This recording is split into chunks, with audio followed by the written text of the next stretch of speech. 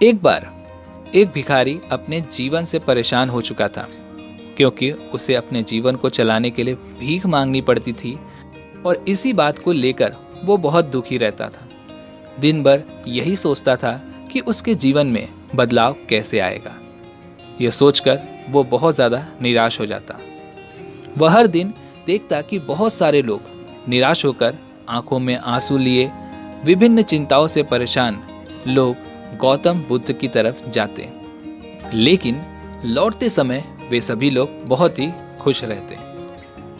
वह भिखारी यह समझ नहीं पा रहा था कि महात्मा बुद्ध उनके साथ ऐसा क्या करते थे कि वे लोग इतने खुश हो जाते थे। वापस लौटते हुए लोगों के हाथों में ना तो ढेर सारे पैसे होते थे, ना ही सोने चांदी।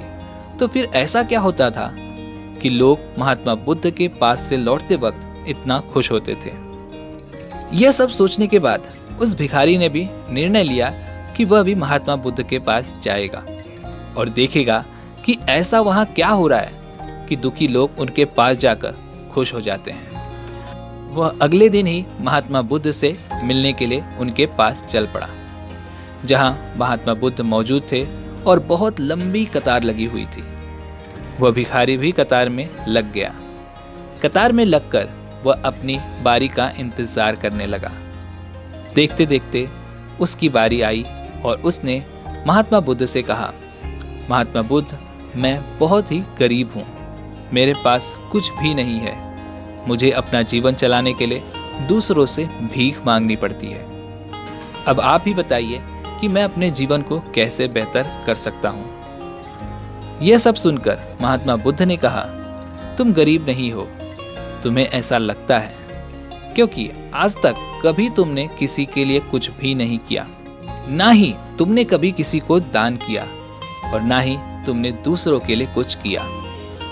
यह सब सुनकर भिखारी के मन में एक सवाल जाग उठा और अपने सवाल का जवाब जानने के लिए भिखारी ने पूछा, मैं तो एक भिखारी हूँ, मैं लोगों को दान कैसे दे सकता हूँ और कैसे लोगों की सहायता कर सकता हूँ?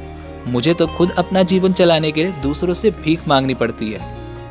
महात्मा बुद्ध चुपचाप यह सब सुन रहे थे और फिर उन्होंने कहा, तुम्हारे पास हाथ है जिससे तुम लोगों की सेवा कर सकते हो, दूसरों का भला कर सकते हो। इसके अलावा तुम्हारे पास मुंह है जिससे तुम लोगों से अच्छी अच्छी बातें कर सकते हो, दूसरों का हौसला बढ़ा सकते हो। यह सब करके भी तुम दूसरों की सहायता कर सकते हो। जरूरी नहीं कि दान सिर्फ पैसों का किया जाए। हम चाहें तो हम शिक्षा का भी दान कर सकते हैं, चाहे तो अन्न का भी दान कर सकते हैं। ऊपर वाले ने अगर किसी को पूर्णतः अच्छा शरीर दिया है तो वह कभी भी गरीब नहीं है, बस उसकी सोच ऐसी है कि वह गरीब है। उसे इस विचार से हटकर दूसरों की सेवा में लगना चाहिए। महात्मा बुद्ध की ये सभी बातें सुन लेने के बाद भिखारी बहुत ही ज़्यादा खुश हो गया और उसका मन अब संतुष्ट था। तो ये कहानी हमें ये सिखाती है कि हम सब इस बात की चिंता में समय बर्बाद करते हैं कि हम गरीब हैं, लेकिन वह सत्य नहीं है। सच तो यह है कि जब तक हमारा पूरा शरीर बेहतर है, सुरक्षित है, तो हम इसका उपयोग करके आगे बढ़ सकते हैं और खुद के जीवन को और बेहतर बना सकते हैं। अगर कोई व्यक्ति सिर्फ अपने गरीबी पर ध्यान दे और उसे बदलने की कोशिश ना करे तो वो सबसे बड़ा मूर्ख है। इसके अलावा हमें इस कहानी से एक और सीख मिलती है कि दान सिर्फ धन का ही नहीं, शिक्षा का भी किया जा सकता है। भोजन, अच्छे विचार आदि का भी किया जाना जरूरी है। अगर आपके पास पैसा नहीं है तो आप शिक्षा का दान कर सकते हैं, या फिर आप दूसरों के लिए अच्छे विचार का भी दान कर सकते हैं। इससे समाज भी बेहतर होगा और आने वाली जो पीढ़ी है वो भी बेहतर बनेगी।